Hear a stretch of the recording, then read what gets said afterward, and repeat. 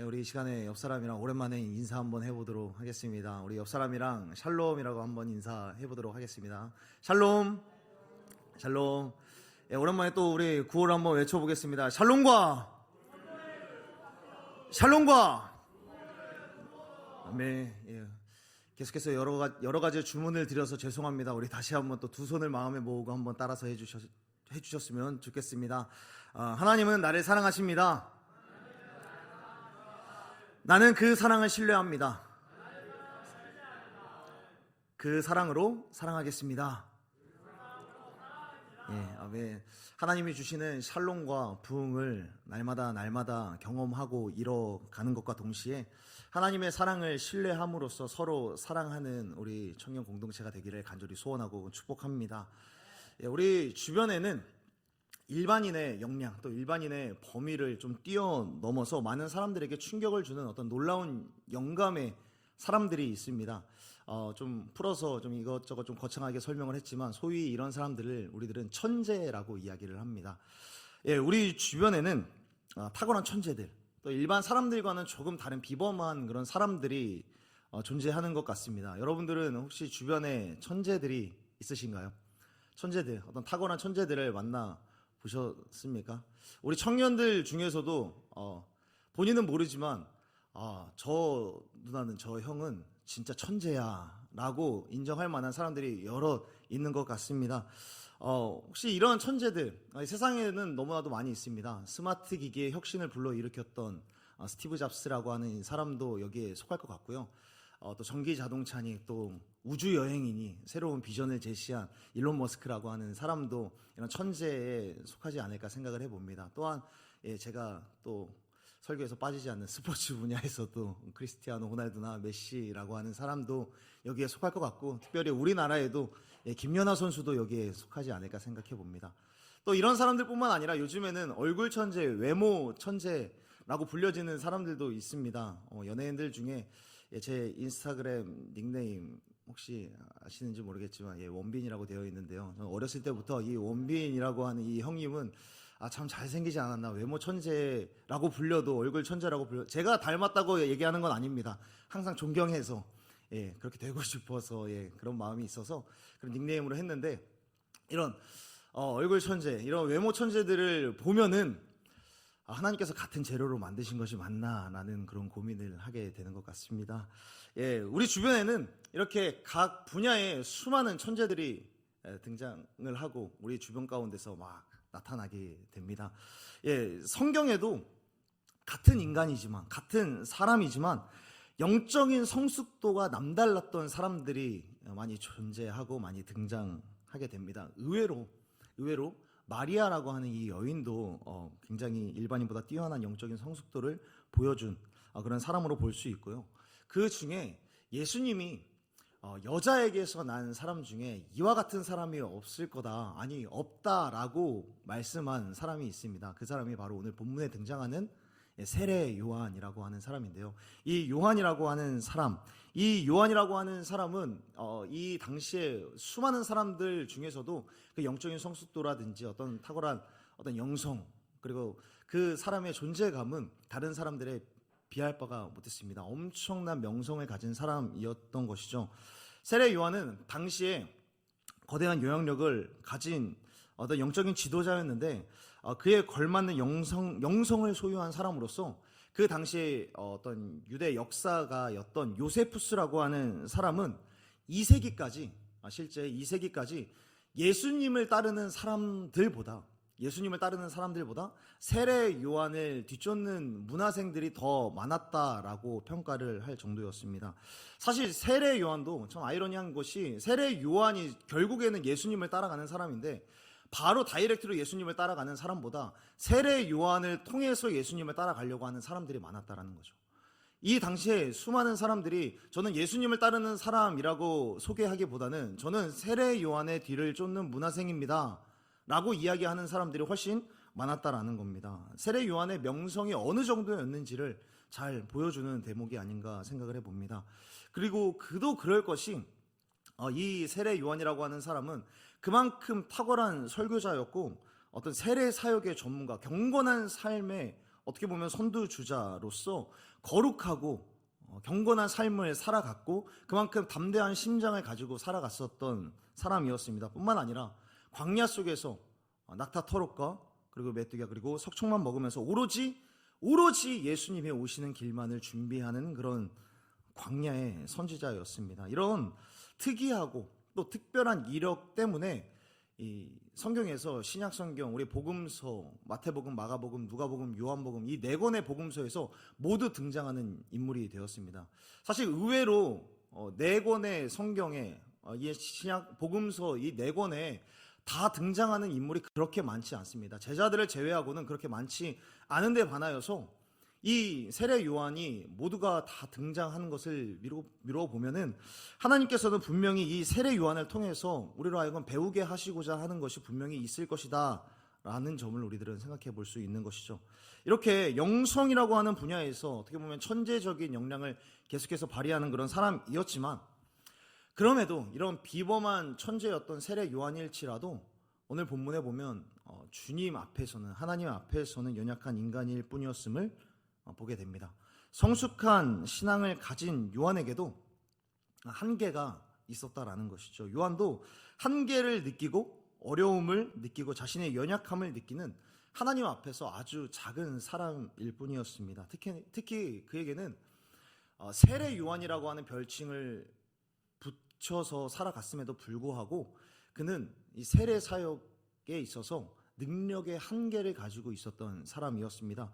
예를 들자면 세례 요한이 이 세례 사역을 계속해서 해왔는데 여러분, 물로 세례를 준다라는 것이 어떤 의미가 있습니까? 물로 세례를 준다라는 것은 물에 들어가서 나는 죽고 다시금 나와서 전혀 새로운 삶을 살아가겠다라는 그런 세례의 의미가 있는데, 사실상 이런 물로 세례를 주는 것 이상으로 이 세례의 본질적인 의미는 무엇일까요?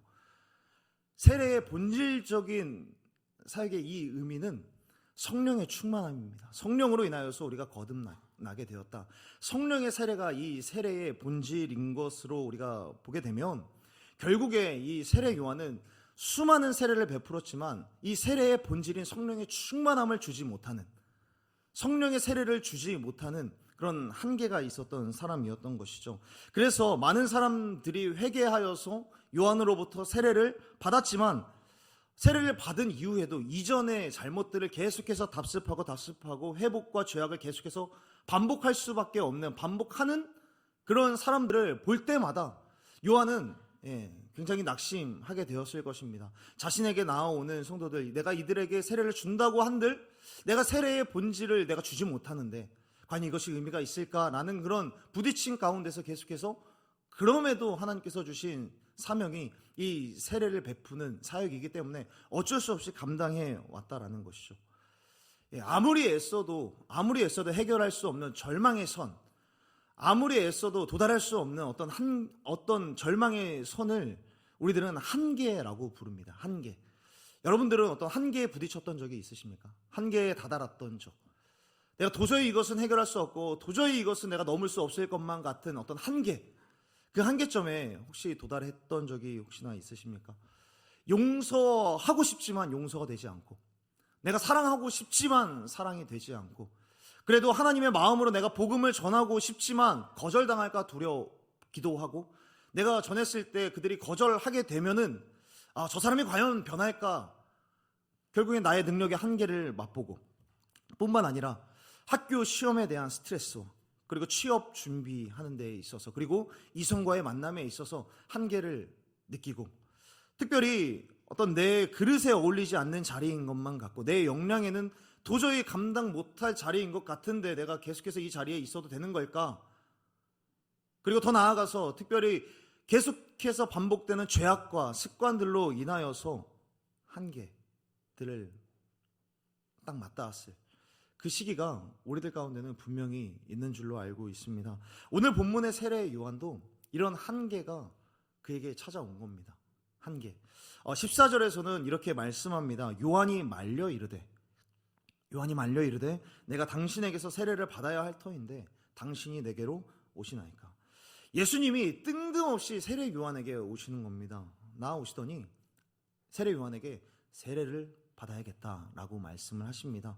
세례 요한은 철저히 예수님을 준비했던 사람입니다. 예수님이 오시는 것을 예비했었던 사람입니다. 계속해서 기다렸던 사람입니다. 그리고 예수님을 향하여서 하나님이라고 하는 신앙이 결코 흔들렸던 적이 없는 그런 사람이었습니다. 그런 예수님에게 세례를 줘야 한다라는 그런 기가 막힌 일이 지금 일어나고 있는 것이죠. 세례 요한은 스스로 내가 예수님에게 세례를 받아야지, 나는 지금까지 예수님께서 이제 행하실 일들을 그저 기다리고 준비하는 사람인데, 그렇기 때문에 내가 예수님께 세례를 받아야지, 내가 예수님께 세례를 준다라고 그런 그림을 한 번도 상상했던 적이 없었을 것입니다. 그 역할은 내 능력, 내 영역 밖의 일이라고 생각을 했을 텐데, 내가 예수님께 세례를 주는 일, 그 일은 한 번도 생각해 보지 않았을 그 일인데 예수님께서 나와서 나에게 세례를 베풀어라 라고 이야기를 하는 것입니다. 이때 세례 요한은 예수님을 말리기를 시작을 하는 거죠. 14절에 세례 요한이 예수님을 말려 이르되, 여기에서 예수님을 말렸다라는 것은 단순히 그냥 가볍게 예수님 왜 그러세요? 제가 어떻게 예수님께 세례를 줘요? 이 정도로 말렸다라는 것이 아니라 예수님이 오는 것을 손으로 막으면서 물리적인 힘까지 계속해서 푸시를 하면서, 예수님 무슨 말입니까? 제가 어떻게 예수님께 세례를 줄 수 있겠습니까? 예수님이 저에게 세례를 주셔야지 내가 어떻게 이 일을 할 수 있겠습니까? 적극적으로 말렸다라는 것을 보여주는 단어입니다. 그럼에도 불구하고 예수님은 계속해서 적극적으로 요한에게 오려고 했고, 세례 요한은 적극적으로 예수님이 오시는 것을 방어해내고 있는 것입니다. 그렇다면 여러분, 요한은 예수님이 오시는 것을 왜 이렇게까지 말렸을까요? 단순히 자기의 능력 밖이라서, 단순히 내 영역 밖의 일이라서 예수님을 말렸던 걸까요? 세례 요한은 자신이 고백하는 대로 예수님을 오시는 길을 예비하는 사람으로서 지금까지 예수님의 할 일들을, 예수님의 명령들을 방해해 본 적도 없고 방해해 볼 생각도 없는 사람입니다. 예수님의 모든 사역을 지지하고 존경하고 지원했던 사람이 요한이었습니다. 꿋꿋이 나를 통하여서 영광 받으실 그 예수님에 대하여서 선포하고 전파했던 사람이죠. 그만큼 예수님을 향하여서 무한한 존경과 사랑과 신뢰가 있는 사람입니다. 그런 예수님이 자기에게 세례를 받겠다라고 한다면, 어떻게 보면 반대로 생각해 보면, 내가 이런 예수님께, 내가 그토록 기다렸던 예수님께 내가 세례를 베풀 수 있는 이런 사역을 할 수 있다는 게 어찌 보면 영광스러운 일로 여길 수도 있었겠지만, 그는 그렇게 하지 않아요. 왜 그랬을까요? 세례 요한은 그만큼 기다렸었던, 그만큼 영광스러운 주님이 내게 와서 나를 통하여서 일하신다라고 하니까 그것이 부담이 되는 거죠. 말 그대로 지금 세례 요한은 지금까지 예수님을 예비했던 사람입니다. 지금까지 준비했었던 사람입니다. 지금까지는 나 홀로 그저 예수님에 대해서 외쳤으면 되는데, 지금 예수님이 와서 지금 한 공간 안에서 예수님과 함께 세례라고 하는 사역을 같이 하겠다라고 하는 거예요. 예수님과, 내가 그토록 기다렸던 예수님과 동일선상에서 사역을 하겠다라고 하니까 부담이 되는 거죠. 예수님과 함께, 내가 이 크신 예수님과 함께 같은 자리에 서 있을 수 있을까? 라는 생각들, 내가 과연 그분의 눈높이에 맞출 수 있을까? 지금 나에게 세례를 받겠다라고 말씀하시는데, 내가 이 세례를 정말 예수님께서 원하시는 바대로, 예수님께서 원하시는 그만큼의 기대치를 잘 충족시켜 줄 수 있을까? 라는 그런 두려움, 그런 불안감.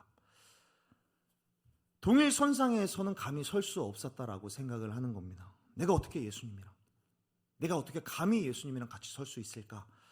내가 예수님의 사역에 지원은 할 수 있고, 내가 예수님의 사역을 내가 준비는 할 수 있고, 말 그대로 서포트는 할 수 있지만, 이것에 대하여서 어깨를 부딪히고, 아니 더 나아가서 예수님께 세례를 주고 예수님께서 앞으로 행하실 그 사역들을 어떻게 보면 출발시키는 그 자리에 내가 이 사역들을 감당할 수 있을까? 거기에 대한 머뭇거림이 있는 겁니다. 그러면서 이야기를 하는 거죠. 예수님, 제가 오히려 세례를 받아야 합니다. 제가 오히려 예수님께서 베푸시는 세례를 받아야지 제가 어떻게 예수님께 세례를 베풀 수 있겠습니까? 라고 이야기를 합니다. 세례 요한은 세례를 받으려는 사람들 사이에 예수님이 보였을 때부터 사실 세례 요한은 이렇게 생각했을 것입니다. 예수님이 저 자리에 있는 게 아니라 지금 내가 있는 자리에 계셔야 되는데, 세례 요한의 문헌을 살펴보면은 세례 요한이 당시에 베풀었던 이 세례는 침례의 형식이었습니다. 요단강가에 실제로 사람의 몸이 담겨지고 일어나는 그런 침례의 형식을 갖췄는데요. 이 당시에 이 침례는 한 명씩 줄 수가 없었습니다. 이 말은 세례 요한에게 와서 세례를 받고자 하는 사람들이 하루에 300여 명이 됐다라고 합니다. 300여 명이 한 사람씩 이 세례를 받게 되면 시간이 너무나도 딜레이가 되기 때문에 이 사람들을 10명에서 20명씩 한 번에 세례를 주었다라고 하는데요. 이제 세례를 받기 위해서 먼저 10명에서 20명씩 일렬로 세웁니다. 일렬로 세우면 요한의 제자들이 일렬 입수 이렇게 하면 세례 요한이 있는 곳으로 다가와서 입수를 하는 거죠. 그리고 한꺼번에 물에 잠겨지는 겁니다. 20명이 들어오면 이때 세례 요한이 한 번에 선포하고 또 나가고, 그렇게 또 다음 일렬이 또 다시 들어와서 세례 요한이 선포하고 세례를 받고 나가고, 그렇게 세례가 진행이 된 것입니다. 예수님이 세례를 받으러 오셨다라는 것은 무엇을 보여주냐면 예수님이 그 평범한 사람들 사이에 있었다라는 거예요. 약 300여 명 그 사이에 예수님이 있는 거고, 그리고 세례 요한은 그 모든 사람들이 다 보일 만한 어느 정도 위치에 다 있었을 거라는 거예요. 그 모습을 보자마자 세례 요한은 생각을 한 거죠. 예수님이 저기에 있는 게 말이 되나? 평범한 사람들 사이, 아니 평범한 사람들이 아니죠. 세례를 받는다라는 것은 어떤 의미입니까? 죄인이라는 것을 회개하고 다시금 새롭게 내가 살아가겠습니다, 새로운 삶을 다짐하는 사람들의 의식이죠. 어찌 보면 죄인이었던 사람들이 모여있는 곳이 그 세례의 현장입니다. 죄인의 사람들 그 사이에 예수님이 서 계신 것을 보면서 세례 요한은 생각을 했을 거라는 거죠. 지금 예수님이 저 자리에 서 있는 게 맞나? 저 자리에 내가 가야 되는데 지금 내가 이 자리에서 이 사람들 앞에서 지금 세례를 선포한다고 여기에 서 있어도 되는 건가? 예수님이 이 자리로 오고 내가 저기로 가야 되는데 라고 생각을 했다는 거죠. 이 모습이 어떤 모습으로 그려질 수 있냐면, 여러분 지금 제가 이 시간에 설교를 하고 있는데 갑자기 저기 뒤에서 계단으로 예수님이 내려오시는 거예요. 예수님이 내려와서 갑자기 여기 앞에 앉아 계시는 거죠. 예수님이 이 앞에 앉아 계시는데 제가 이 앞에서 설교를 할 수 있겠습니까? 설교를 할 수 없겠죠. 예수님이 원하시는 것은 이것입니다 라고 선포를 했는데 예수님이 이 앞에서 고개를 갸우뚱 하시면, 제가 예수님이 원하시는 것은 이것입니다 라고 하고 나서 어떻게 하겠습니까? 예수님 이거 아닌가요? 라고 하지 않을까요? 예수님이 원하시는 것이 이것입니다, 예수님께서 고개를 끄덕거리면 예 이것입니다 라고 이야기를 하겠죠. 비단 저뿐만이 아니라 여러분들의 셀 자리, 그리고 마을 지기의 그 모임의 자리에 예수님이 함께 앉아 있다라고 생각해 보십시오. 예지자매 오늘 셀 모임 하고 있는데 예수님께서 같이 동석하세요. 하실 수 있겠어요? 못한대요. 예, 자연스럽게 할 수 있는 사람이 얼마나 될까요? 예수님 앞에서 내가 어떻게 감히 설교를 할 수 있고, 예수님 앞에서 어떻게 세례를 베풀 수 있고, 예수님 앞에서 어떻게 마을 지기 그 나눔을 할 수 있겠냐라는 거예요. 예수님과 함께 있는 게 세례 요한에게 너무 큰 부담으로 다가오는 것입니다. 그리고 예수님과 비교했을 때 자신의 연약함이, 자신의 한계가 너무나도 극명하게 드러나니까 도저히 뭘 할 수가 없는 겁니다. 그래서 사랑하는 여러분, 우리가 서로에게 힘이 되어주는 그런 말들로 이런 말들을 많이 하잖아요. 하나님께서 우리와 함께 하십니다, 예수님이 우리와 함께 하십니다 라는 그런 격려를 많이 하는데, 사실 이 말이 어떻게 보면 힘이 되겠지만 어떻게 보면 굉장히 부담스러운 말인 거죠. 예수님이 우리와 함께 하시는데 우리가 마음 놓고 TV를 볼 수 있겠습니까? 마음 놓고 유튜브 볼 수 있겠습니까? 쇼츠 마음대로 막 볼 수 있겠습니까? 예수님께서 우리와 함께 하신다라는 것은 어떻게 보면 정말 부담이 되는 선포인 것이죠. 세례 요한의 마음 가운데 예수님이 보이니까 이런 부담감이 확 와닿는 거예요. 그리고 내게 맡겨진 일을 예수님 앞에서 내가 감당하는 것이 결코 쉽지 않구나, 너무 부족하구나. 예수님이 오셨을 때 세례 요한은 큰 부담감과 이 일을 내가 계속 할 수 있을까? 난 이렇게 한계가 있는 사람인데 한계점에 다다르게 된 것입니다. 그런데 여러분 한 가지 생각해 봅시다. 예수님께서 과연 내가 요한에게 가서 세례를 받겠다라고 나서면 세례 요한이 이런 한계를 느끼고 부담감을 느끼겠지 라는 사실을 과연 몰랐을까요? 내가 너에게 세례를 받아야겠다라고 이야기를 했을 때 세례 요한이 예수님 어서 오십시오. 예수님만큼은 내가 1대1로 확실하게 모시겠습니다 라고 생각을 했을까요? 예수님이 스스로 다가가면, 세례 요한에게 가면 내가 너에게 세례를 받아야겠다라고 이야기를 하면 세례 요한이 부담스러워하고 자신의 한계, 자신의 연약함, 주님 앞에서의 자기의 한계를 확실하게 느낄 것이다 라고 분명히 느꼈을 것입니다. 그럼에도 불구하고 예수님은 요한에게 오셨어요. 여러분, 예수님은 요한에게 왜 오셨을까요? 이렇게 부담감을 느끼고 이렇게 한계를 느낄 것이 뻔한데 왜 세례 요한에게 나왔을까요? 13절에서 이렇게 말씀하고 있습니다. 13절에서 요한에게 세례를 받으려 하시니, 예수님께서는 요한에게 세례를 받기 위해서 요단강까지 오신 거예요. 지나가다가 그냥 요한이 세례를 베풀고 있으니까 지나가다가 들른 그 길이 아니라 요단강까지 와서 일부러 요한에게 온 것을 말씀해주고 있습니다. 예수님이 먼저 요한을 찾아주신 거예요. 어떻게 보면 이 먼저 찾아온 것 때문에 요한이 어려워진 거죠. 여러분, 이 당시에 이 세례라고 하는 이 의식은 과연 세례 요한만 주었던 의식일까요? 이 세례 요한이니까 이 세례를 과연 요한만 베푸는 그런 의식이었을까요? 세례라고 하는 것, 이미 유대인들에게는 트빌라라고 하는 세례 의식이 있었습니다.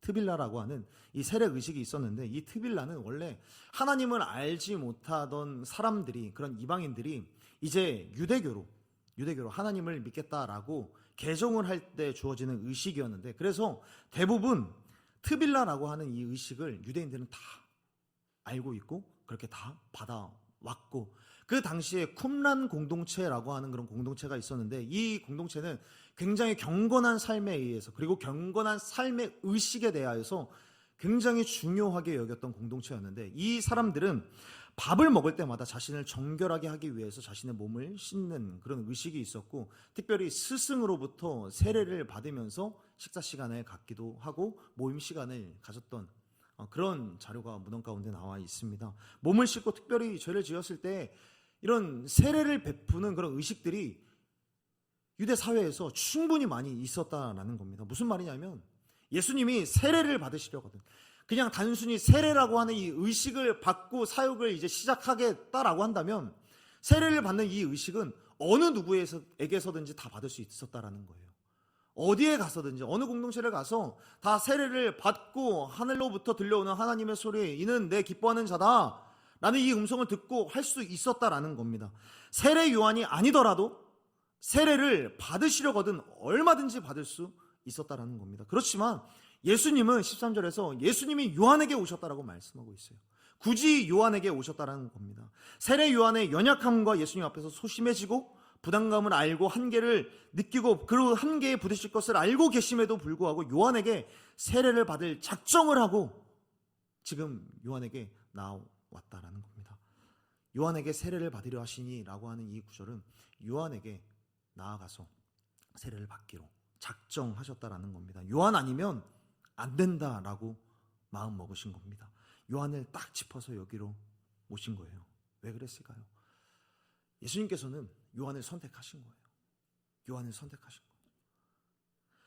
예수님께서는 세례 요한을 내가 앞으로 사역할, 내가 앞으로 행할 그 일들의 시작을 알리는, 그래서 예수님과 함께 사역하는 그 동역자로 내가 선택했다라는 것입니다.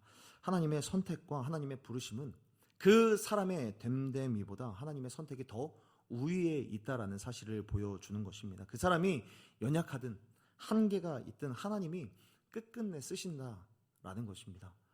박영선 목사님이 쓰신 책 중에 하나님의 열심이라고 하는 책이 있습니다. 이 하나님의 열심이라고 하는 책에는 예정이라고 하는 것에 대해서 뭐라고 이야기를 하냐면, 하나님의 예정이란 것에 대하여서 하나님이 누구를 구원한다, 아니다, 이것을 넘어서서 내가 너를 한번 쓰기로 작정하면, 내가 너를 쓰기로 한번 마음을 먹었으면 절대 포기하지 않겠다라고 하는 하나님의 사랑의 선언이다 라고 설명을 하고 있습니다. 내가 한번 너를 내 사람으로 만들기로 작정했으니 내가 반드시 너를 내 사람으로 만들어내고야 말겠다라고 하는 하나님의 선언이라는 것이죠. 하나님은 후퇴가 없으시다라는 거예요. 하나님은 직구를 내시고 계속해서 돌직구를 내시면서 계속해서 선택한 너를 향해서 너다 너야 내가 너와 함께 할 거야 라고 선택하시고 끝끝내 계속해서 우리 가운데 다가오신다라는 것이죠. 내가 너와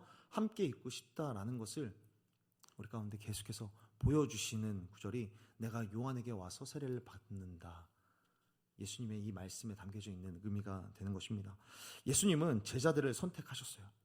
제자들을 선택했지만 제자들은 끝끝내 다 예수님을 부인하고 뿔뿔이 흩어지고 도망쳤습니다. 그럼에도 불구하고 예수님은 그 제자들을 똑같이 찾아가세요. 똑같이 찾아가셔서 그 제자들을 또다시 부르시는 것입니다.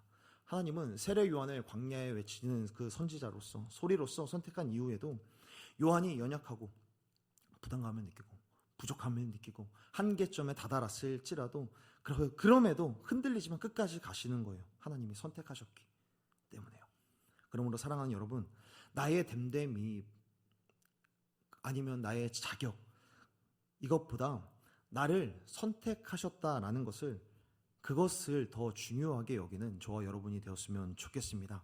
하나님이 선택하시면 하나님은 포기하지 않으십니다. 나의 연약함, 내가 한계점에 다다랐을 때 과연 내가 가능할까? 아니요. 하나님이 선택하시고 내가 너와 함께하길 원한다. 내가 너를 쓰기를 원한다 라고 작정하신 그 하나님의 마음이 훨씬 더 우위에 있고 그것이 우리의 삶을 더 주도할 수 있다라는 것입니다. 그리고 예수님은 우리들을 사랑하셔서 격려하시는 거예요.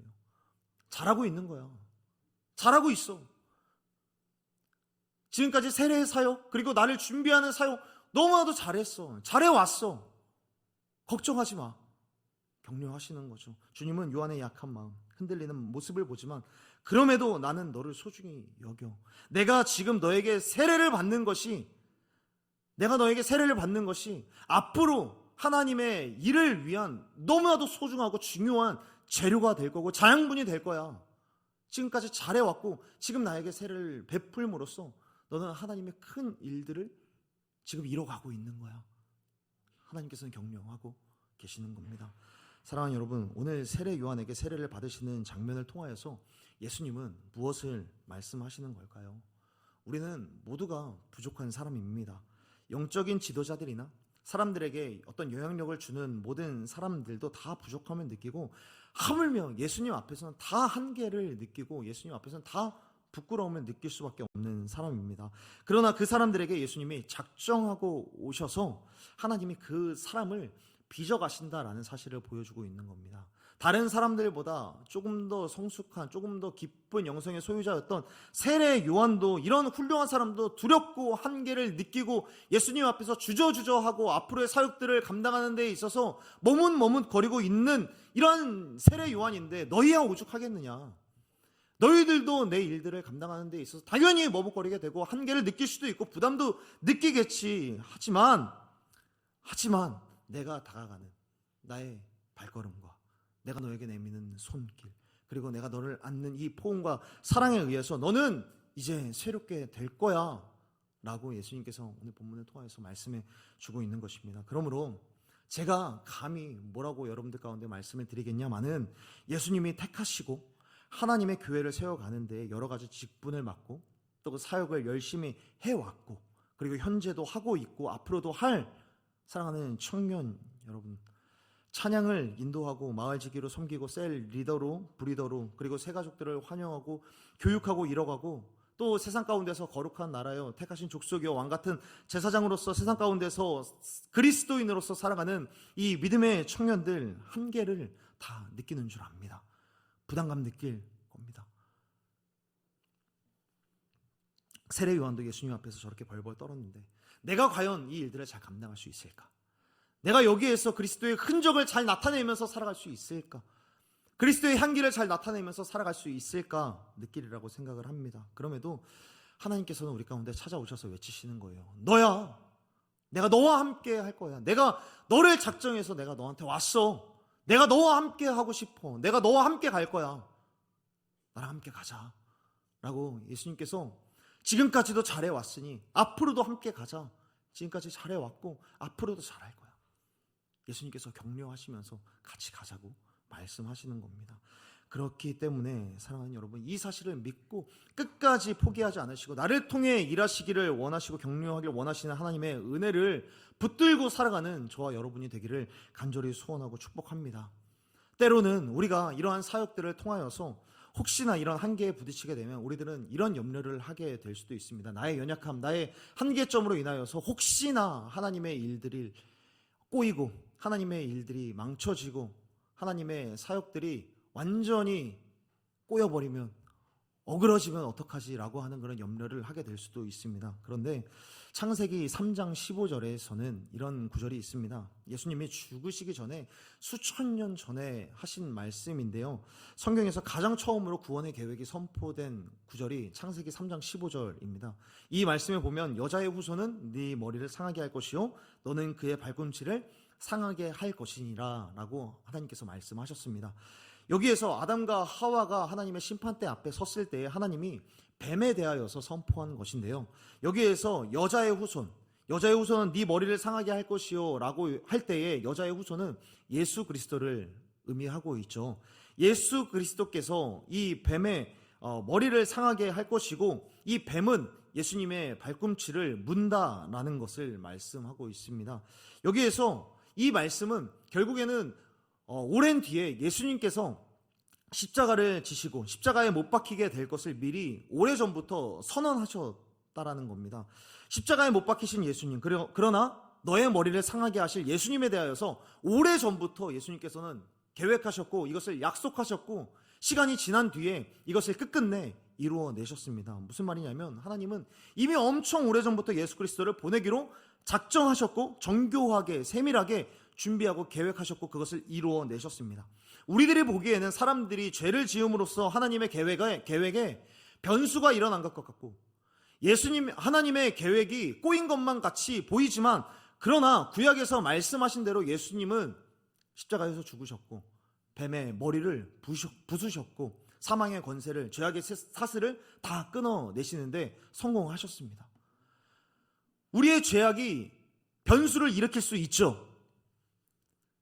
잘못된 길로 가게 할 수 있습니다. 하나님의 계획이 잠시 어그러지는 것처럼 보일 수도 있습니다. 그런데 하나님께서는 하나님의 계획을 이루어 가시는 데에 있어서 잘못된 길로 가면 그 길에서도 옳은 길을 내실 수 있는 하나님이십니다. 어그러진 길 가운데서 그 어그러진 그 꼬여진 실을 완전히 풀 수 있는 그런 하나님이시라는 거예요. 우리의 잘못된, 우리의 연약함, 잠시 하나님께서 기뻐하시지 않는 방향으로 흘러갈 수 있지만, 그러나 그 속에서도 우리의 한계로 인하여서 하나님의 영광이 잠시 가리워지는 것 같을지라도, 그러나 하나님께서는 충분히 그곳에서 하나님 스스로 일을 만드시고 이를 성취하심으로 스스로 영광을 받으실 수 있는 하나님이시라는 것입니다.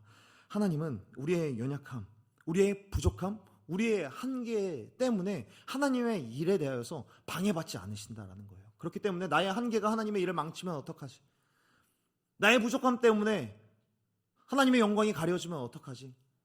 염려함으로써 저 이거 못하겠습니다 라고 하기보다, 그럼에도 이런 연약한 나를 통하여서 하나님 스스로 영광받는 그 모습을, 그 영광을 내가 목도하게 해주십시오 라고 기도하면서 그 걸음을 계속해서 나아갈 수 있는 저와 여러분이 되었으면 좋겠습니다. 말씀을 정리하겠습니다. 우리의 연약함이나 한계 때문에 주의 일을 하는 것이 때로는 부담스러워질 수 있습니다. 나의 한계가 더더욱이 보여질 수 있습니다. 그리스도인으로서 세상에서 어떤 복음을 말하고 복음으로 살아내고 그렇게 치열하게 살아내는 동안에 내가 과연 믿음이 있는 것인가? 이 믿음의 나의 이 분량에 어떤 한계점에 도달한 것은 아닐까라는 그런 때가 분명히 있을 수 있습니다. 그럼에도 사랑하는 여러분, 부담스러워할 걸 알면서도 하나님께서는 세례 요한에게 나오셨습니다. 나오신 이유가 무엇입니까? 너야. 나는 너랑 일하길 원해. 내가 너와 함께 하길 원해. 너와 함께 하고 싶어 라고 우리 가운데 말씀하시기 위해서 우리 가운데 다가오신다라는 것입니다. 그 일을 하기에는 한계가 있을 수 있습니다. 그러나 주님이 우리에게 먼저 찾아오셨고 동행하기를 원하십니다. 오늘도 하나님은 하나님의 일을 하기 위해서 여러분들을 선택하시고 여러분들을 부르시는 줄로 믿습니다.